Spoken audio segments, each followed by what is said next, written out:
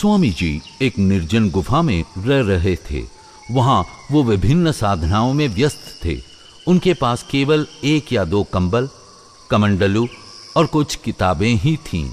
एक दिन एक मुसलमान जो कि पड़ोसी राज्य के राजकुमार का वकील था, उसका वहां से गुजरना हुआ और उसने स्वामी जी को देखा। उनके व्यक्तित्व से प्रभावित हो वकील उनसे बात करने को उत्सुक हुए।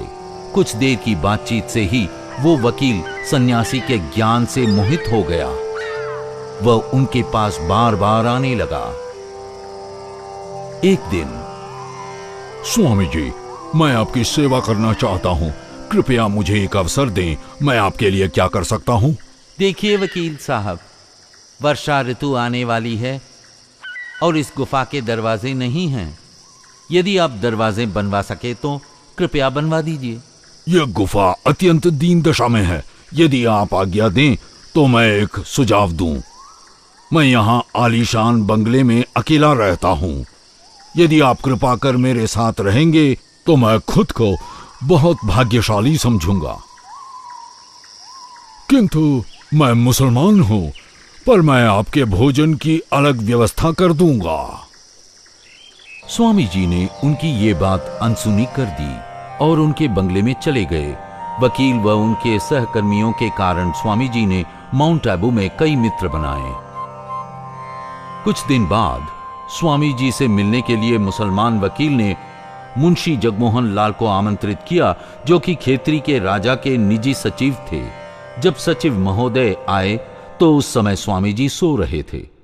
तब मुंशी जगमोहन लाल ने सोचा, यह भी वैसे ही साधारण सन्यासियों में से एक है जो किसी चोर या कपटी से कम नहीं होते। अच्छा स्वामी जी, आप हिंदू सन्यासी हैं, तो आप एक मुसलमान के साथ कैसे रह रहे हैं? आपका भोजन भी तो इनके द्वारा छुआ जाता होगा। श्रीमान, आपका क्या मतलब है?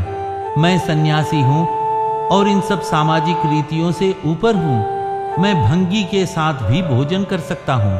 मुझे भगवान का भय नहीं है कि वो इसकी स्वीकृति देंगे या नहीं देंगे। ना ही शास्त्रों का डर है कि इसकी अनुमति है या नहीं।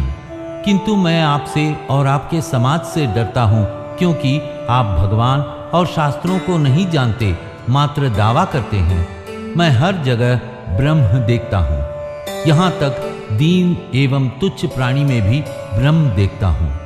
मेरे लिए कोई ऊंच नीच नहीं है। शिव शिव।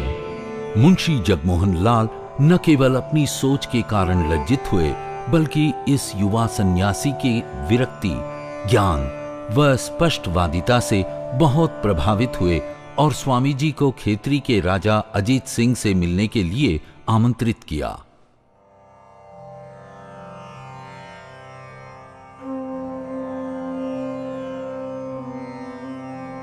जब तक ये छुआछूत आपका धर्म व रसोई और बर्तन आपके भगवान हैं, आप आध्यात्मिक रूप से उन्नति नहीं कर सकते।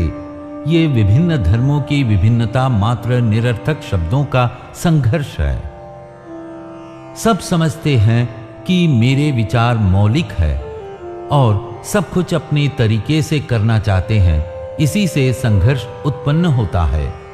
यहाँ यानी भारत के लोगों ने वेदों को त्याग दिया है और सारा तर्क ज्ञान अब रसोई में है। भारत का धर्म आजकल है छुआछूत, जिसे दूसरे स्वीकृत नहीं करेंगे। एक दिन हर देश हमारे पूर्वजों द्वारा अपनाई अद्भुत जीवन पद्धति तथा उनके दर्शन चिंतन द्वारा प्रकट सुविचारों और सिद्धांतों को अपनाएगा।